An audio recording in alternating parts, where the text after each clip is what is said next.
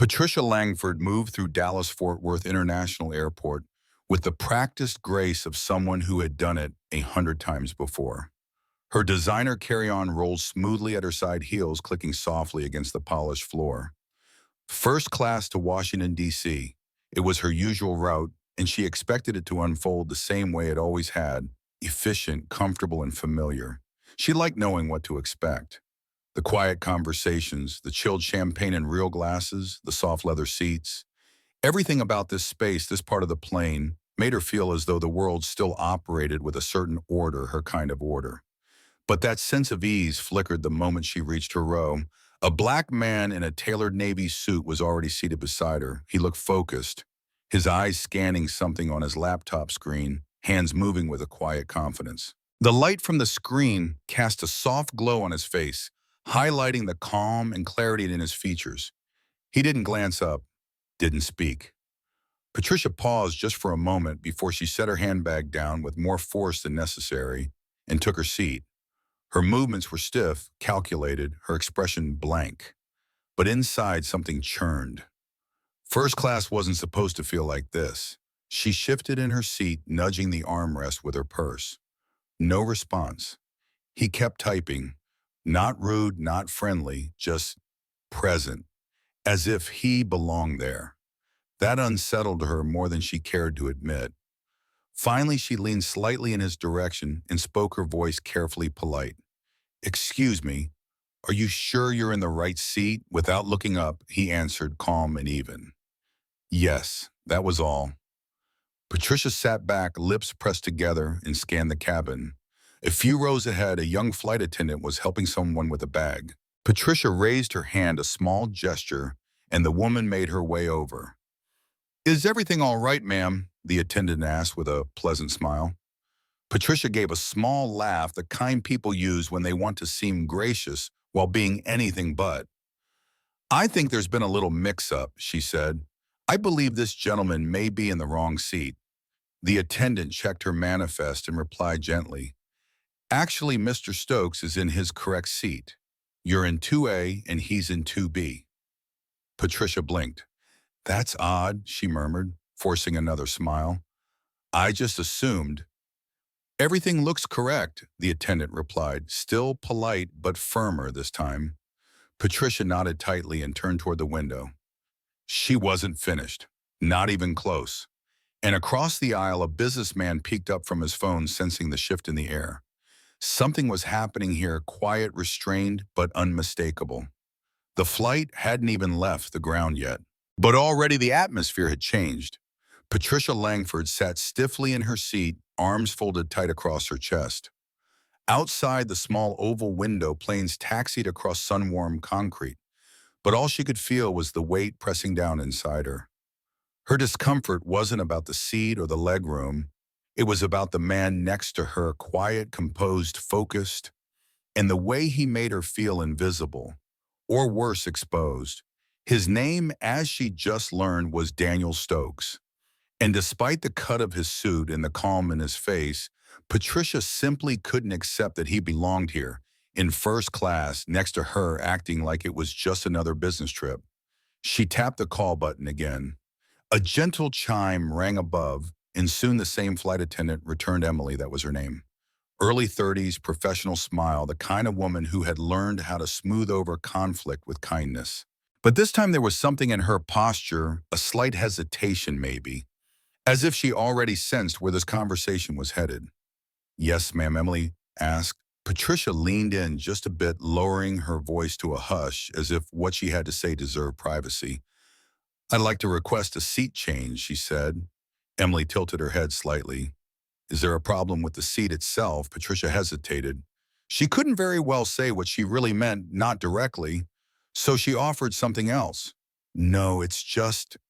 She cast a glance toward Daniel, careful not to meet his eyes. "I'm not comfortable sitting here. I'd really prefer a different seat." Emily didn't respond right away. Her eyes flicked to Daniel, who hadn't moved except to pause his typing, his hand still on the keyboard, expression unreadable. He was listening. "I see," Emily said gently. "Let me check what's available." Patricia nodded, folding her hands neatly in her lap as if she were the picture of patience. But inside, she was simmering.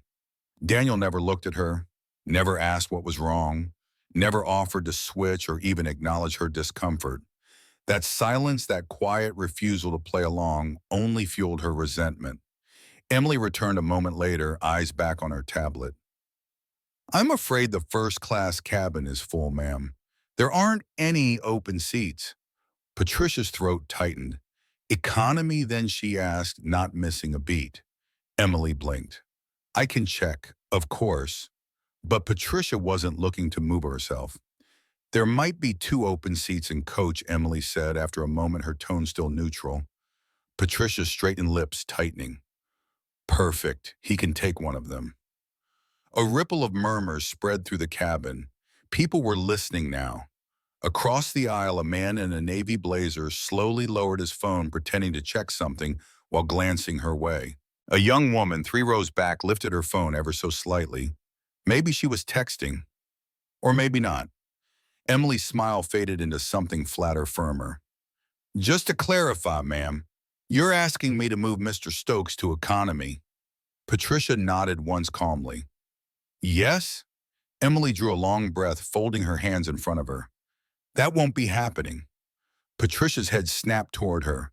Excuse me, Mr. Stokes has a first-class ticket just like you. He's seated exactly where he's supposed to be. I won't ask him to move. Patricia flushed, the color rising hot beneath her makeup. Her voice dropped to a hiss. This is ridiculous. I'm simply asking for the same courtesy that would be extended to any other passenger who felt uncomfortable. Emily didn't budge. What you're asking isn't courtesy, ma'am. It's discrimination. A hush fell over the row. Someone let out a quiet breath, half a laugh. The businessman across the aisle shook his head and went back to his newspaper, but his eyes lingered on the edge of the page. Daniel hadn't said a word. He just sat still, watching Patricia with quiet, steady eyes. Her chest rose and fell in shallow breaths. This wasn't how she'd imagined this would go. She'd expected sympathy, maybe a nod of understanding, someone who saw things the way she did. Instead, she was being challenged, and worse, she was being told no. Emily leaned in slightly, her voice low and direct. Ma'am, we're about to taxi. If you can't remain seated and follow crew instructions, I'll have to ask you to deplane. Patricia stared at her, stunned. You're threatening to remove me. You have two choices. Stay in your seat and respect the rules, Emily said gently, or leave the aircraft. But Mr. Stokes is not moving. A few people clapped, not loud, but just enough to sting. Patricia felt the humiliation spread like heat across her shoulders, her ears, her throat. She opened her mouth, ready to protest. And that's when Daniel, quiet, calm. Daniel closed his laptop. He reached into his suit jacket, pulled out a slim leather case and flipped it open. A gold badge gleamed beneath the soft cabin lights. FBI. The air went still. Passengers gasped. Someone whispered, no way. A couple of people craned their necks to get a better look. The woman with the phone, she was definitely recording now. Daniel spoke, his voice was even, almost disinterested. Ma'am, he said, tilting his head slightly. Would you like to file an official complaint? I can take your statement right now. The words weren't loud, but they didn't need to be. Patricia couldn't speak, could barely breathe. Her mouth opened, then closed. All she could manage was a faint, strangled, I. Daniel just looked at her. Not angry, not smug, just waiting. And for the first time, Patricia felt something deeper than discomfort. She felt the weight of her own choices.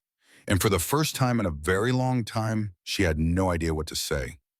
Daniel's badge caught the light like a flash of truth, solid, unmistakable, and absolute. The golden emblem of the FBI glinted beneath the cabin's overhead lights, and for a long, breathless moment, no one on that plane moved. Passengers who had been pretending not to listen were now openly watching. A few leaned into the aisle. One man somewhere toward the back let out a low whistle. The young woman with the phone held it higher, not even trying to hide it anymore.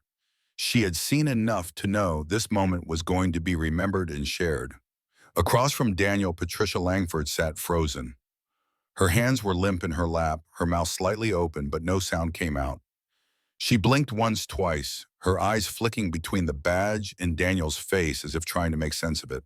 This wasn't how the story was supposed to go. Daniel's voice came again, quiet, steady, without even a hint of smugness. You said you didn't feel comfortable, he reminded her, his tone calm, almost gentle. That's a serious allegation on a federal flight. If you believe I've done anything inappropriate, I'd be happy to take your statement. His words weren't threatening. They were official, measured, heavy with the kind of authority that couldn't be shaken by privilege or pretense. Patricia's face flushed a deep red. She opened her mouth again, but her voice barely surfaced. No, she whispered. No complaint. Daniel held her gaze for just a beat longer, then gave a small, almost imperceptible nod.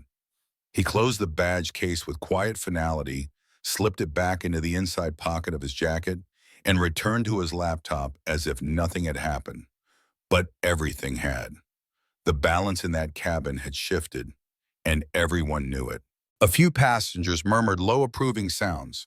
One man offered a quiet clap, and a few others followed. The businessman across the aisle chuckled softly and returned to his newspaper. It was as though the plane itself exhaled. Patricia didn't move. She couldn't. Her whole body felt heavy, weighted with embarrassment and something deeper, something that sank like a stone. It wasn't just that she'd made a mistake. She'd made a public one. A woman behind her whispered, "That's going to be all over the internet." The girl with the phone was already typing with both thumbs, her eyes never leaving the screen. Patricia's pulse thundered in her ears. She looked around the cabin, searching for something, a sympathetic face, an ally, someone who might offer her the benefit of the doubt. There was no one. Even Emily, the flight attendant, who had kept her tone polite and neutral throughout, now stood with her arms gently crossed, her smile replaced with a quiet, unreadable expression. She wasn't angry, she wasn't rude, but the warmth was gone, and that somehow hurt the most. Patricia turned toward the window, the glass cool against her flushed cheek. Her reflection stared back at her, composed on the outside, unraveling on the inside. She tried to tell herself that it would blow over, that people would forget, that she could explain it later, reshape it somehow. But deep down, she already knew. There were too many eyes, too many witnesses. And that girl with the phone, she'd captured everything. The first-class cabin settled again. Daniel kept typing. Emily walked away. But for Patricia, the silence felt louder than any crowd. She thought she'd be able to push this down, move on. But then the phone in her handbag vibrated. Once, then again, a third time. Her hand moved on instinct, fishing it out of her bag. Her screen was lit up with notifications, messages from people she hadn't spoken to in months, from colleagues, neighbors, even her youngest niece. "Is this you? I just saw a video. Tell me this isn't real. What happened on that plane, Patricia?" Her heart dropped. She didn't want to look, but she tapped her browser open anyway and typed in Twitter. It was worse than she feared. Her name was trending. The video, less than 15 minutes old, had already been viewed over 20,000 times. And the comments, oh, they came in waves. She really tried to boot an FBI agent from his seat. Classic entitlement. Hope she enjoys the internet fame. Racist lady gets humbled in 4K. Patricia's hands trembled. Her world, her carefully maintained world, was unraveling at the seams. Her reputation, her dignity, the image she had cultivated over a lifetime. It was slipping away one view at a time, and there was nothing she could do to stop it. She looked to her left. Daniel sat just as before, composed, focused, typing away. He hadn't reacted, hadn't gloated, hadn't spoken another word. He didn't need to. For him, it had likely been just another moment, one of many he'd weathered in silence. But for Patricia, it was the beginning of a long, painful reckoning. She tried to breathe slowly, in, out, tried to calm the pounding in her chest, but the truth was undeniable. In less than 20 minutes, without raising his voice or lifting a hand, Daniel Stokes had turned her entire world upside down, and all he had done was sit quietly in his seat. Patricia Langford sat motionless, her back pressed stiffly against the first-class seat, but she felt anything but comfortable. The plane hadn't even lifted off the tarmac, and yet her carefully managed world was already unraveling thread by thread. Daniel Stokes, the man beside her, was once again focused on his laptop, fingers moving steadily, his expression calm and distant. You'd never know that only minutes ago he'd silenced an entire cabin with nothing more than a badge and a question. No anger, no judgment, just clarity and truth. But for Patricia, the silence wasn't peace. It was a ringing, pounding void. She could feel the weight of every glance from around the cabin. She tried not to look, but she didn't need to. The whispers were enough. The hush had changed, no longer the quiet civility of first class, but the tension of people holding back opinions they didn't need to say aloud. And then there was that girl, 3 rows back, young, maybe mid-20s, with her phone held just low enough to feign subtlety. Patricia had caught the angle of the lens earlier and knew exactly what had been filmed: the argument, the refusal, the badge, and her frozen face. The girl was still typing furiously, thumbs flying. Patricia had seen that look before on her grandchildren's faces when something was about to go viral. A quiet ding broke through the silence. Patricia looked down, heart thudding. Her phone buzzed again. And again. She hesitated, then unlocked it with shaking fingers. Patricia, is that you in the video? Just saw something going around. Please tell me this isn't what it looks like. Oh no. What did you say to that man? Her breath hitched. She felt the air go thin. The video was out, already. She tapped open her browser and checked Twitter, barely able to see through the haze of panic in her mind. And there it was, a grainy but clear video of her face pinched rigid beside Daniel Stokes. The moment when she tried to have him removed. The moment he pulled out his badge. The caption above it all read simply, "Racist woman tries to boot black man from first class. Turns out he's FBI." Her name wasn't even in the caption, not yet, but that wouldn't matter. People would know. People already did. The view count updated in real time. 20,000, 35, 52. By the time she refreshed the page again, it was over 60,000 views. She felt sick. She closed her eyes, trying to focus on the sounds of the plane, the muted engine hum, the crinkle of someone opening a snack bag 2 rows back. Anything to ground herself. But the buzz of her phone kept pulling her back. It vibrated again. Her sister's name lit up on the screen. Patricia didn't answer. She couldn't. Across the aisle, the businessman with the Bluetooth headset gave a low chuckle and shook his head. He wasn't trying to hide it anymore. Neither were the other passengers. No one said anything to her directly, but their silence said plenty. Patricia pressed a hand to her forehead, fingers trembling. Her thoughts were racing faster than her pulse, faster than she could keep up. Maybe it wouldn't go far. Maybe the story would blow over by the time they landed. Maybe if she stayed calm, said nothing, it would pass. But her phone kept buzzing, and every new message told her that wasn't going to happen. She checked the video one more time. 83,000 views. 112. Her stomach clenched. The pilot's voice came over the intercom, calm and practiced. "Ladies and gentlemen, we've begun our descent into Washington, D.C. Please ensure your seatbelts are fastened." Descent. Patricia's heart sank deeper. She'd been so consumed by the disaster unfolding in the cabin, she'd forgotten what waited for her on the ground. As the wheels lowered and the seatbelt sign chimed on, Patricia stared down at her phone, still buzzing every few seconds. She didn't even check the screen anymore. She knew what she'd find. Her name, her face, her shame. She could picture it all: friends at their dinner tables, co-workers whispering behind closed doors, neighbors forwarding the video like a piece of gossip too rich to ignore. And worst of all, her family. She imagined her daughter watching it with tight lips and quiet disappointment. Her grandson just old enough to understand and asking questions no one wanted to answer. Patricia clutched the armrest, and stared ahead as the plane touched down with a soft thud.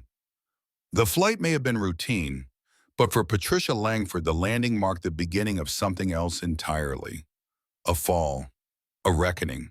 And as the plane rolled to a stop, she knew with terrible certainty there would be no returning to the life she'd boarded with. As soon as the plane doors opened, Patricia Langford stepped into the jet bridge with her head down and her steps fast. She didn't wait for the polite shuffle of passengers ahead of her. She needed to be off that plane, away from the whispers, the side glances, the knowing looks that followed her every move. She didn't look back at Daniel Stokes. She didn't have to. He hadn't so much as raised his voice, and yet his presence lingered like a mirror she couldn't avoid. Her heels struck the airport floor with urgency as she hurried toward baggage claim, ignoring the pinging of her phone and the sound of her name being softly spoken behind her. But when she rounded the corner near the escalator, her breath caught in her chest. Reporters. Not a mob, not yet, but enough. 3 stood near the carousel, one holding a microphone, the others clutching cameras or phones. One woman in a navy blazer was already speaking to the lens, reading from her phone with quiet intensity. A now viral video shows an unidentified woman attempting to have an FBI agent removed from first class, citing discomfort. The clip has gained over 1 million views in just a few hours. Patricia froze. 1 million? She turned her face away, hoping her sunglasses and quick pace would protect her. But it was too late. One of the reporters glanced up, then did a double take. Their eyes locked for half a second enough. "Wait, that's her," the woman called out. Patricia turned sharply and walked faster, almost tripping in her haste. She needed to get out, needed air, needed away. Her bag banged against her leg as she pushed through the crowd, each step louder than the last. Her phone buzzed again, and again, and again. The notifications blurred together. Missed calls, texts, emails, mentions. She reached the sliding doors and bolted toward the curb. A cab idled nearby, and without hesitation, she yanked the door open and fell into the back seat. "Drive," she snapped. "Please, just go." The driver raised an eyebrow but pulled away from the terminal without a word. Patricia slumped against the seat, pressing her fingers to her temples, trying to block out the storm that was now well and truly crashing over her. Her pulse wouldn't slow. Her chest felt tight, her breaths shallow. 1 million views. The number felt unreal. She had built a life on discretion, on maintaining appearances, country club events, foundation galas, polite company. She had always known how to present herself. But a single video, less than 2 minutes long, had undone it all. Her phone rang again. This time it was a number she didn't recognize. She hesitated, then swiped to answer. Her voice cracked as she spoke. "Hello." A pause, then a flat-clipped voice on the other end. "Miss Langford, this is James Rollins, chair of the Marston Foundation." Her stomach turned. She had served on the Marston Foundation's board for years, a charitable organization known for its commitment to diversity, equality, and social responsibility. "I assume," James continued, "you're aware of the situation." She closed her eyes. "James, I can explain." "We're going to need you to step down," he said, cutting her off. "Wait, please," she said quickly, voice trembling. "This is being taken out of context." The board disagrees," he replied, his tone unwavering. "We'll release a public statement by morning. We expect your resignation by then." Click. The line went dead. Patricia slowly lowered the phone, her hands still frozen in midair. She stared out the window as the city moved past, the lights blurring behind the fog of her thoughts. Her fingers curled around the edge of her coat. It wasn't just the board. It wasn't just the video. It was the fact that no one, not her colleagues, not her neighbors, not even her family, was giving her a chance to explain. They had seen the video. That was enough, and no amount of damage control could unring the bell. She thought of the man beside her on the flight, Daniel Stokes. Calm, silent, unbothered. He had probably already moved on. Maybe in a meeting, maybe at dinner with his family. For him, it had been just another flight, Another brush with someone who saw him as less until reminded with painful clarity that he was so much more.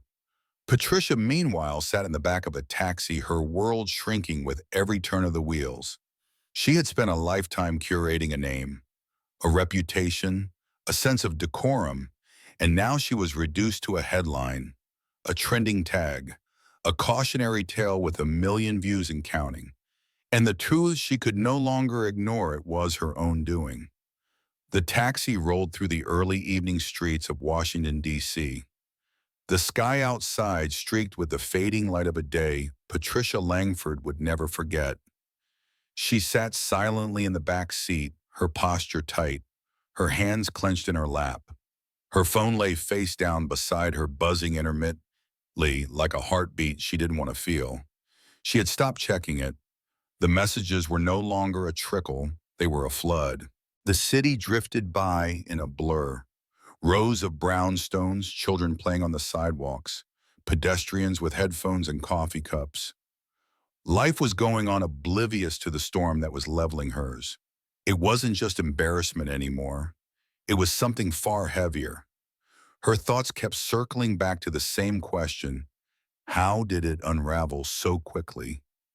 But deep down, she already knew the answer. It had started the moment she believed her discomfort was more important than someone else's dignity. One glance at Daniel, one assumption, one whispered complaint, and the rest had followed like dominoes. The badge had only revealed what was already true, and the camera the phone held steadily by that young woman in row 3 had made sure the truth could no longer be hidden. Patricia had spent her whole life building an image. She prided herself on being respectable, involved, supportive of causes that looked good on paper. She donated to hospitals and sat on arts committees. Her name appeared on event banners. She hosted fundraisers. She knew which fork to use, how to make a good impression, how to navigate any room with grace. But now she was a headline. Her name, once spoken with warmth at charity galas and dinner parties, was now being said with disdain by strangers online. The comments didn't stop. The video had climbed past 2 million views before she even made it home. Another entitled traveler gets exposed. You'd think someone this petty would have thought twice in the age of smartphones. FBI agents stayed calm the whole time. That's real power. Patricia stared blankly out the window. The driver hadn't spoken to her once since she'd gotten in. She wasn't sure if he recognized her or was just reading her silence, but either way she was grateful. She didn't want to talk. Not now. Not about anything. As the car slowed near her townhouse in Georgetown, her phone lit up once more. A name she hadn't seen in years appeared on the screen. Elizabeth McConnell, an old friend, one of the few people whose opinion Patricia had always valued. She didn't answer. She couldn't bear to hear the disappointment in Elizabeth's voice, or worse, the soft, pitying concern of someone trying to be kind when kindness would only feel like another reminder of how far she'd fallen. The car stopped. Patricia reached for her purse and paused, her hand hovering. For years, she had walked into this house with pride. It was a home that echoed her choices: polished floors, tasteful art family portraits, staged just so. Now it felt like walking into a museum of a life that had quietly expired. She paid the driver, thanked him in a whisper, and stepped out into the crisp evening air. Her heels clicked softly on the stone walkway, and each step felt heavier than the last. Inside the house was quiet, too quiet. She didn't turn on the lights right away. She stood in the entry hall, the soft hum of silence wrapping around her like a shroud. She picked up her phone again, thumb hovering over the news app. She shouldn't have looked, but she did. The headlines were everywhere: board member resigns, amid viral. Airplane incident, FBI agent confronted in first class by fellow passenger. Video sparks online outrage. I don't feel comfortable.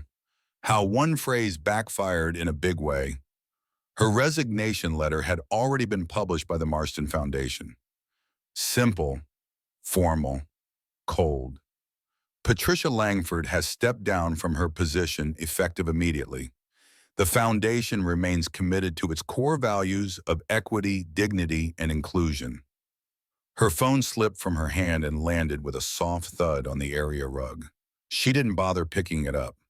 There were no words left, no rebuttals, no explanations that would change what people had seen with their own eyes. And the truth was trying to explain it, to frame it differently would only make it worse. She had not been mistreated. She had not been misunderstood. She had been wrong, and the world had seen it. Patricia sank slowly on the edge of the couch, her hands folded in her lap. She stared out the window as darkness settled over the street. Somewhere across the city, Daniel Stokes was probably wrapping up his day, maybe walking into his own home, maybe meeting someone for dinner, maybe smiling at a child or answering a work email.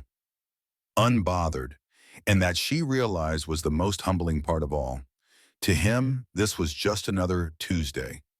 To her, it had become the dividing line between everything she thought she was and everything the world now saw.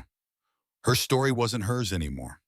It belonged to a million strangers, and there was no getting it back. The days that followed passed slowly for Patricia Langford. She stayed indoors, mostly letting the silence settle like dust across the corners of her once busy home. The invitations stopped. The phone grew quiet. Her calendar, once filled with meetings and luncheons and charity drives, stood blank. There was no scandalous trial, no breaking news segment, just a quiet vanishing, a fading of presence. The Marston Foundation moved on without ceremony. The local paper printed a short article, careful in its language, but firm in its message. In the video, it had long since been replaced in the endless cycle of online drama. But its impression lingered, not just in search results or cached headlines, but in the hearts of those who watched it and saw something all too familiar. Across town, Daniel Stokes never made a statement. He didn't post online or give interviews. He didn't need to. He had shown the world who he was simply by sitting still, by holding his ground with dignity without raising his voice. And that perhaps is what stayed with people most. For Patricia, the hardest part wasn't the shame. It wasn't even the loss of reputation. It was the realization that the man she had tried to diminish had never tried to diminish her in return. He had simply waited and watched and let the truth speak for itself. She would carry that with her for a long time. Sometimes justice doesn't need to shout. It doesn't need to punish. It simply needs to be seen. This story reminds us that real strength often comes in quiet moments, in how we hold ourselves, in how we respond to cruelty with calm. It reminds us that dignity cannot be taken by force, and that the measure of a person is found not in how they wield power, but in how they stand firm when others try to take it from them. If this story made you pause, if it stirred something in your heart, I'd be honored to hear your thoughts. Feel free to leave a comment, share a memory, or simply reflect. And if you'd like more real stories like this, stories about people, truth, and quiet courage, I'd be glad to have you join me again. No pressure, just a warm seat beside a fellow traveler.